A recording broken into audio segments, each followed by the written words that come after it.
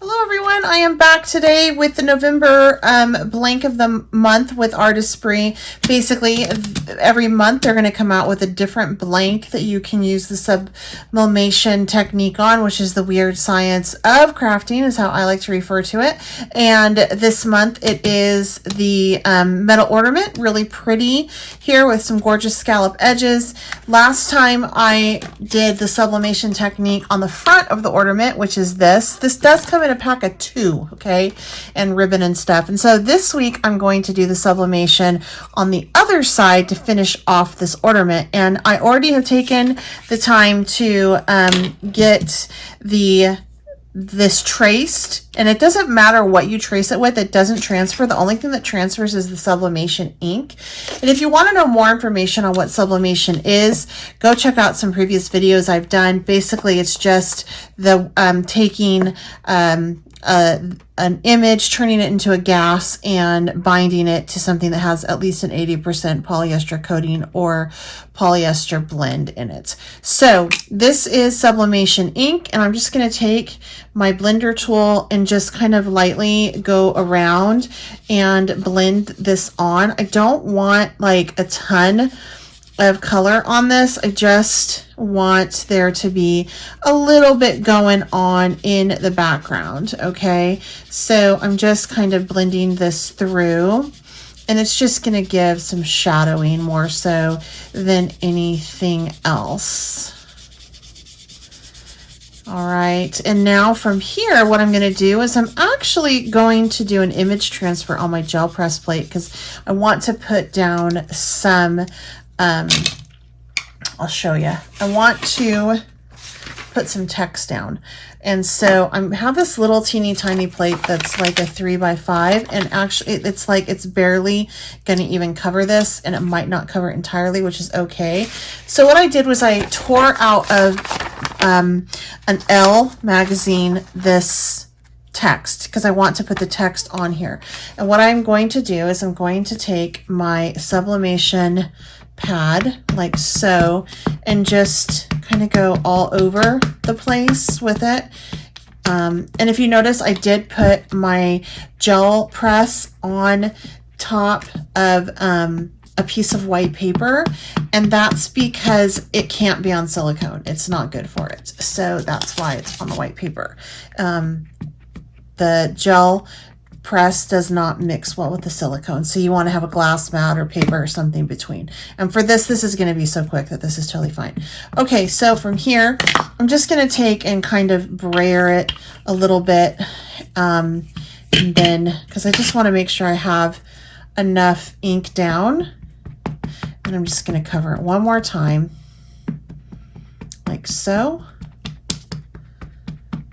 Okay, and then from here I am going to take my text and I'm just going to lay it down, rub it in. So it has to be a high gloss, high contrast for this to work, and this is definitely that. It's black and white, and I just want the subtleness of the text. And then what's going to happen is it's going to cling to that dark, and it's going to lift it.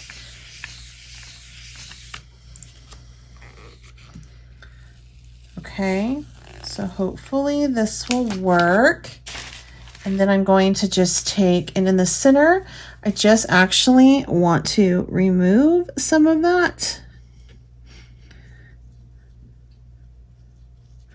And now I'm going to take this and do my transfer. So I'm popping this right on over like so, and I'm just rolling it out. Making sure that it's nice and so there is subtle text there. You can barely see it, but it's there. So that's all I want. I just want a little subtleness, just something extra. All right, so from here, I want to take and stamp out a sentiment, and I want to use peace. I thought it would be cute to put on the back, so I'm just going to put peace right there, and it's going to go on backwards because, as you know, it's a mirrored image when it does the sublimation. Okay. So just getting that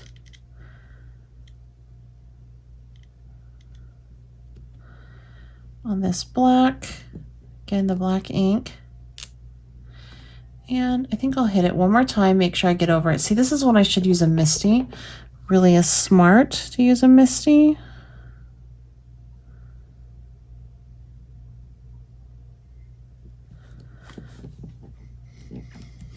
All right, love that coverage.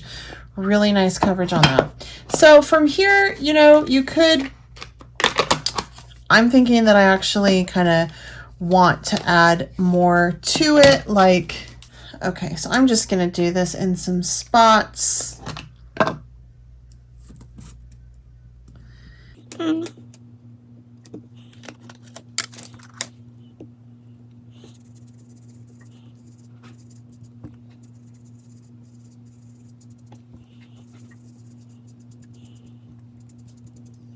like that, that looks cool.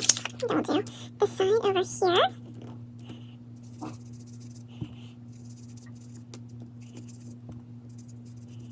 here.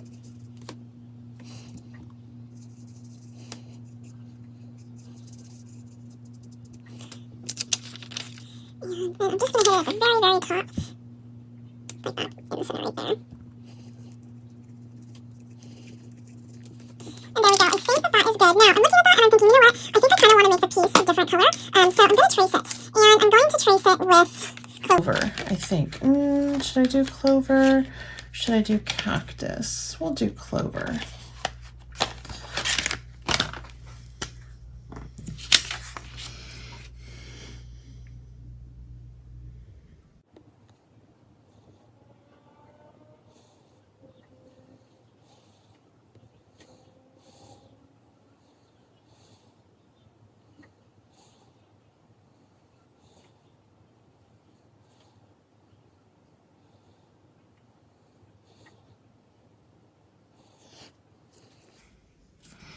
All right, I think we're ready to transfer.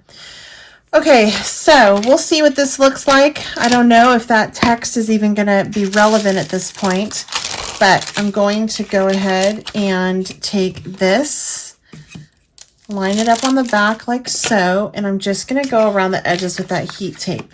And the heat tape is wonderful because it comes off great after the sublimation has taken place. There is no sticky residue, which I totally appreciate. Since I am using a home iron, it's super important that I get a really, really nice coverage on this. And I don't have to worry about the heat tape ruining this image that I already sublimated, because like I said, it's sublimation. It's totally stuck down, and it's not going to move or do anything like that at this point. So that makes this just so awesome. And you know, you have basically two blanks that you are playing with right now, which is fun because it's one blank, but there's two sides to it. So, you know, this is just so awesome. This is cute on the Christmas tree, but it also would be cute as a decor piece on, you know, like a tag for, you know, a Christmas gift, and then they could turn around and use it on their tree. All right, so from here, I want to take my silicone mat, okay, and this is going to retain the heat. And then I'm going to take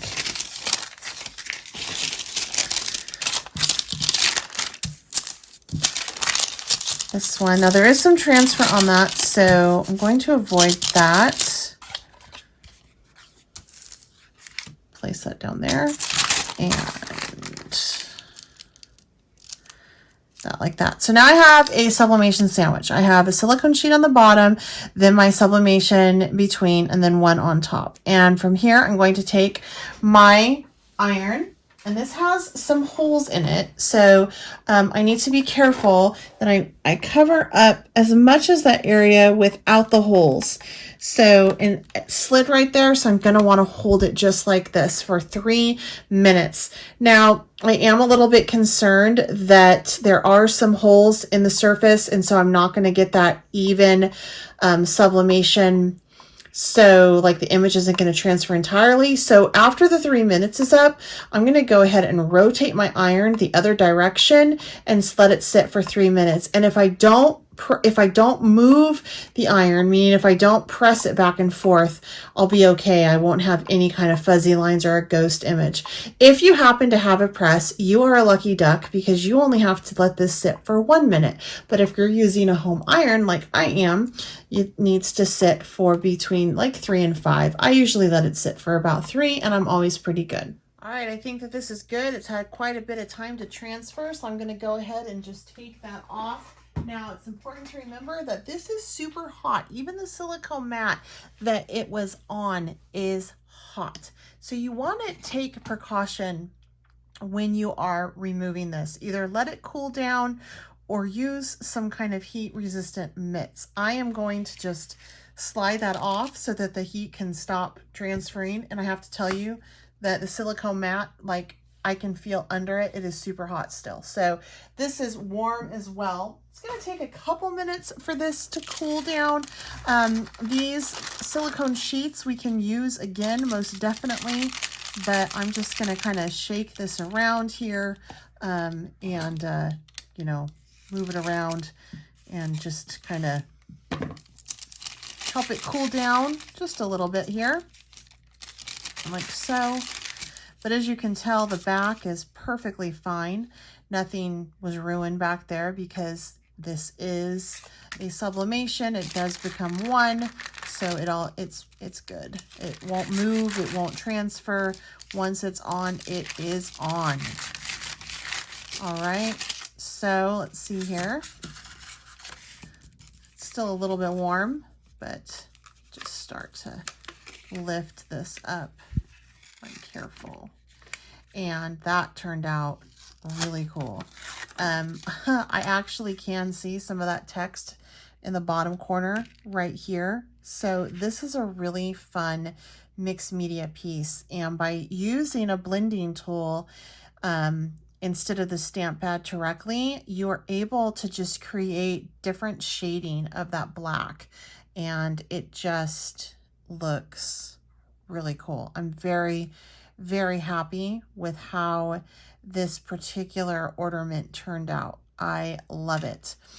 I have heard that you can keep this heat resistant tape.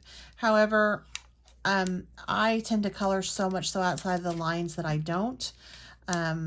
So I'm going to go ahead and not keep mine, but I'm still being pretty careful with it because it's still pretty hot. I'm just lacking patience right now. And yeah, so there you go. All right. So anyway, that is the ornament. And that's this month's blank. You can only get this blank for the month of October.